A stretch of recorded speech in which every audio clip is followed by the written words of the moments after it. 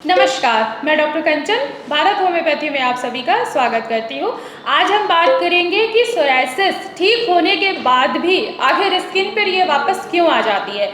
आप लोग सोचते होंगे कि आखिर ट्रीटमेंट हमने लिया, इतने दिनों का ट्रीटमेंट लिया, तो ठीक होने के बाद आखिर सोरायसिस जो है वो दोबारा हमारे स्किन पे क्यों आ गई, आखिर रीअपियर क्यों हुआ।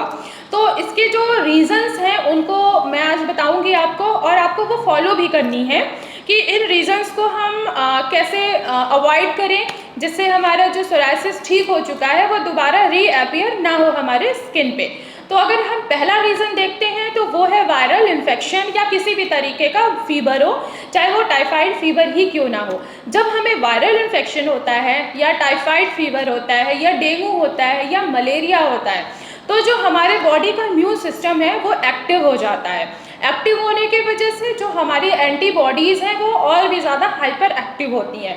हाइपर एक्टिव होने के वजह से हमारे जो स्किन का ग्रोथ रेट होता है वो इंक्रीज हो जाता है और सोरायसिस है वो ट्रिगर हो जाती है। अब आप लोगों को पहले भी मैंने इसके बारे में बता रखा है कि आखिर सोरायसिस क्या है। सोरायसिस एक ऑटोइम्यून डिजीज़ है जिसे हमारी खुद की इम्यूनिटी ही हमारे खिलाफ काम करती है।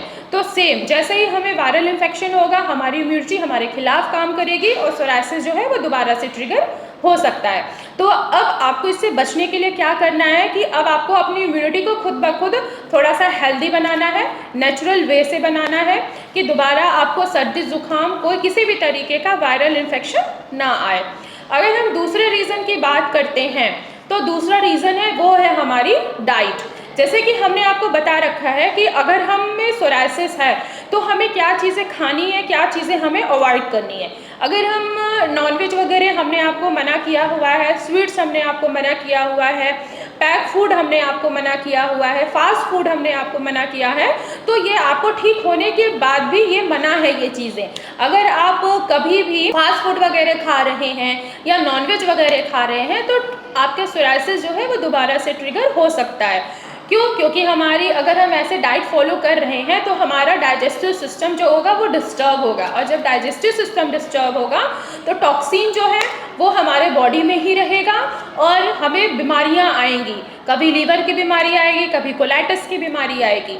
तो अगर हमें इन चीज़ों से बचना है तो हमें अपनी डाइट पे फॉलो करना है। अगर हम तीसरा रीज़न की बात करें तो वो है लीवर। अगर लीवर में किसी भी तरीके का इन्फेक्शन हो, चाहे वो लीवर हमारा फैटी हो, चाहे एसजीओटी इंक्रीज हो या एसजीपीटी इंक्रीज है, तो भी सोरायसिस जो है वो ट्रिगर हो सकता है। क्यों हो सकता है? क्योंकि अगर हमें हमारा लीवर अगर फैटी है और एंजाइम्स जो है लीवर के बढ़े हुए हैं, अगर आपको कोलाइटिस की भी प्रॉब्लम आ रही है तो क्या होगा, इससे आपका पेट जो होगा वो क्लियर नहीं होगा, स्टूल जो होगा वो आपका चिपचिपा सा दिखेगा, जिसके वजह से टॉक्सिन जो है वो प्रॉपर तरीके से स्टूल से वो बाहर ही नहीं आ रहा है। जब स्टूल से टॉक्सिन बाहर ही नहीं आएगा और वो हमारे डाइजेस्टिव सिस्टम को डिस्टर्ब करेगा तो भी सोरायसिस होने के चांसेस बढ़ सकते हैं और दोबारा से ये रीअपियर हो जाते हैं हमारे स्किन पे। अगर हम लास्ट और मोस्ट इम्पॉर्टेंट अगर हम बात करें सोरायसिस को ट्रिगर होने के लिए तो वो है हमारा माइंड। यानी कि अगर हम बहुत ज़्यादा स्ट्रेस ले रहे हैं, हमें छोटी छोटी बातों से भी हमें फ़र्क पड़ना स्टार्ट हो जा रहा है, तो भी सोरायसिस जो होगा वो ट्रिगर होगा ही होगा। क्यों? क्योंकि कहा जाता है कि अगर आप स्ट्रेस फ्री रहेंगे, अगर आप बहुत ज़्यादा स्ट्रेस लेंगे तो आपकी प्रॉब्लम को डिक्रीज़ करने के बजाय वो इंक्रीज़ होती है। तो इसीलिए आप खुश रहिए। अगर जिस चीज़ में आपको खुशी मिलती है वो चीज़ें आप करिए। अगर ऐसी जिन चीज़ों में आपको खुशी नहीं मिल रही है, आप उदास हैं, अगर आप लोगों की बातों को सोच के उदास हैं, या छोटी छोटी बातें अगर कोई भी पर्सन अगर आपको कह रहा है कि आपको सोरायसिस जो है वो आपके स्किन पे आ रही है, ये कभी भी ठीक नहीं हो सकता है, इसका ट्रीटमेंट नहीं है, तो पेशेंट क्या करते हैं कि इन चीज़ों को वो बहुत ज़्यादा सोचते हैं, वो दिल पे ले लेते हैं, और जब वो दिल पे ये बातों को लेते हैं तो उनका सीधे माइंड पे असर पड़ना स्टार्ट हो जाता है, स्ट्रेस का लेवल बढ़ना स्टार्ट हो जाता है, जिसके वजह से सोरायसिस दोबारा से ट्रिगर होनी स्टार्ट हो जाती है। तो मैं आपको यही सजेशन दूंगी कि जिस चीज़ में आपको अच्छा फील होता है, जिस चीज़ में आपको लगे कि आप ये चीज़ कर रहे हैं और इनमें आपको खुशी मिल रही है, तो वही चीज़ करिए और स्ट्रेस फ्री रहिए। जब आप स्ट्रेस फ्री रहेंगे, डाइट प्रॉपर फॉलो करेंगे, वायरल इन्फेक्शन से बचेंगे, लीवर को अपना मजबूत करेंगे, तो सोराइसिस दोबारा रीअपियर आपके स्किन पे कभी भी नहीं होगा।